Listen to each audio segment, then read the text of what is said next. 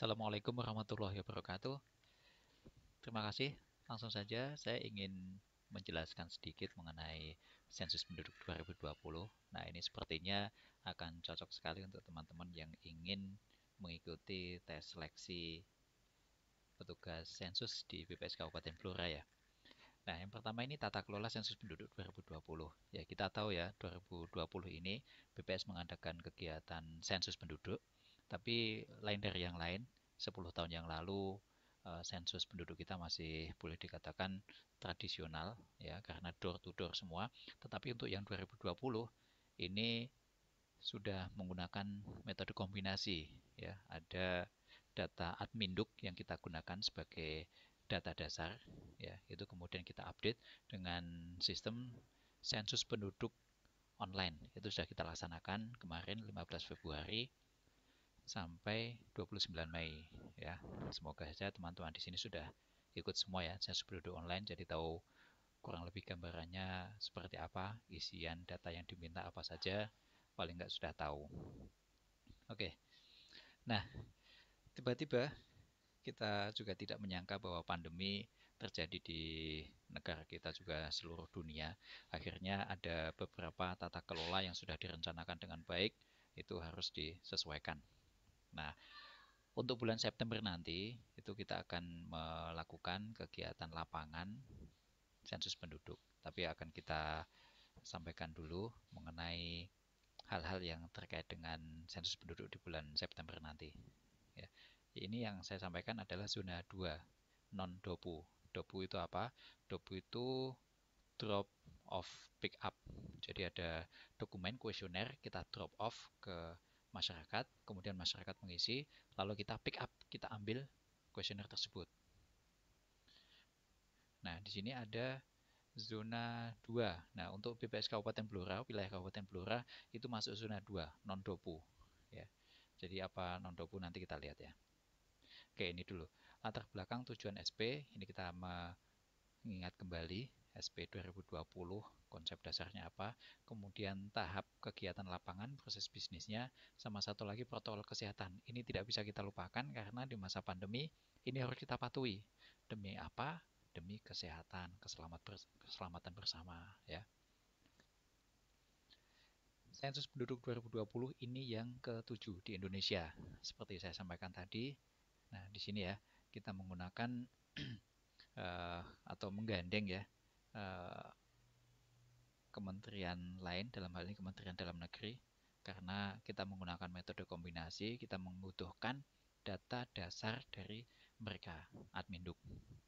Dasar pelaksanaan, nah ini pasti ya, Undang-Undang nomor 16 tahun 97 tentang statistik, ini andalan kita.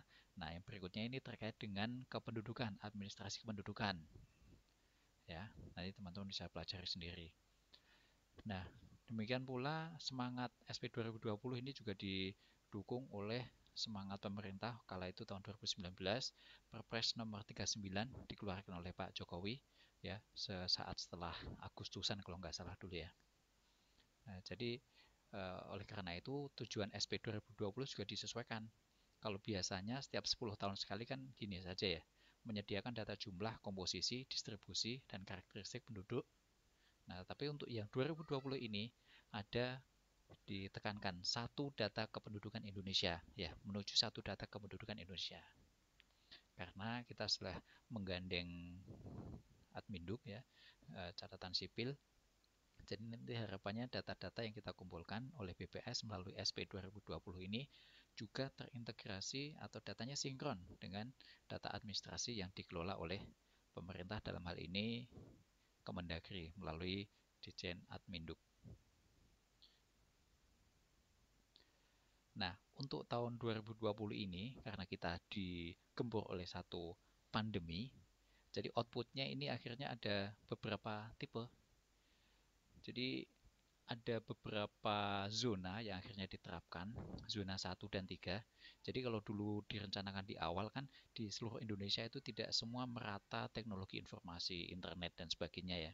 Jadi kayak yang zona 2 ini dulu itu adalah rencananya menggunakan CAPI ya, Computer Aided Personal Interviewing ya. Jadi menggunakan Android Android, kemudian Android digunakan oleh petugas, petugas langsung mewawancarai masyarakat.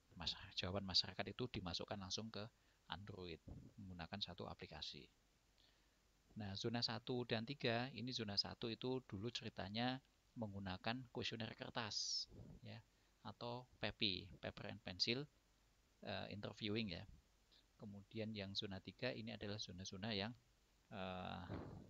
aksesnya susah, yakni di wilayah Papua. Nah, kalau zona 1 dan 3 nanti outputnya itu adalah ada yang dari DP ya, daftar penduduk. Kita menggunakan istilah SP20 2020.dp. Itu ada jenis kelamin, status domisili, baik de facto maupun de jure, kemudian kepemilikan NIK. Nah, ada tambahan untuk zona 1 dan 3, mereka melakukan satu tahapan kegiatan, yakni pendataan menggunakan short form SP 2020 C1. Jadi ada karakteristik perumahan, ada 5 pertanyaan, kemudian tentang pertanyaan individu semua umur, dan yang khusus usia 5 tahun ke atas. Nah, lain halnya dengan yang zona 2, kayak kita nih di Jawa Tengah ini semuanya zona 2. Untuk Blora otomatis. Jadi outputnya adalah hanya dari DP, jenis kelamin, status domisili, de facto, dan de jure, kemudian kepemilikan NIK. Nah, untuk outputnya SPC1, short form itu dengan berat hati tidak bisa kita dapatkan. Ya, karena berbagai pertimbangan, ada hal salah satunya yang tidak bisa kita pungkiri adalah keterbatasan anggaran di tahun 2020 ini.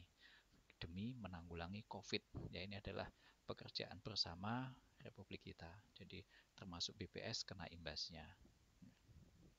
Oke, sementara ini dulu ya. Terima kasih atas perhatian teman-teman. Nanti kalau ada kesempatan lagi akan saya sampaikan. Nanti teman-teman silakan menyimak. Kalau ada pertanyaan silakan dituliskan di kolom komentar. Terima kasih atas perhatiannya. Saya sudahi. Assalamualaikum warahmatullahi wabarakatuh.